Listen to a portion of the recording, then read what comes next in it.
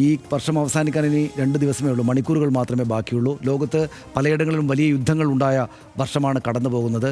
കുഞ്ഞുങ്ങളെ ഒരുപാട് പേര് ആയിരക്കണക്കിന് കുഞ്ഞുങ്ങളെ കൊന്നുകളഞ്ഞ യുദ്ധങ്ങൾ ഉണ്ടായി.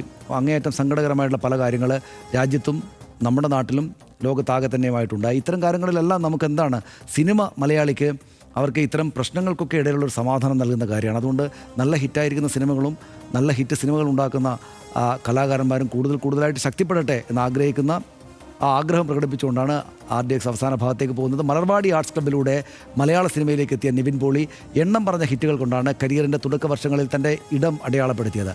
2ാം നിരയിലെ 1ാം നിരക്കാരനിൽ നിന്ന് ഇടയ്ക്കൊരു വേള ഇൻഡസ്ട്രിയെ ഒറ്റയ്ക്ക് തോളിലേറ്റിയ 1ാം നിര നായകരുടെ ഗണത്തിലേക്ക് പോലും നിവിൻ പോളി എത്തിയിരുന്നു. ആക്ഷനും ഹ്യൂമറും റൊമാൻസും സ്ലാപ്സ്റ്റിക്കുമെല്ലാം മാറി പരീക്ഷിച്ചതോടെ നിവിൻ്റെ ഗ്രാഫ് അല്പം താണു. പക്ഷേ 2025 ഒടുവിലത്തെ ഹിറ്റ് സ്വന്തം പേരിൽ കുറിച്ച് അതിഗംഭീരമായ തിരിച്ചുവരവ് നടത്തിയിരിക്കുകയാണ് മലയാളികളുടെ സ്വന്തം നിവിൻ.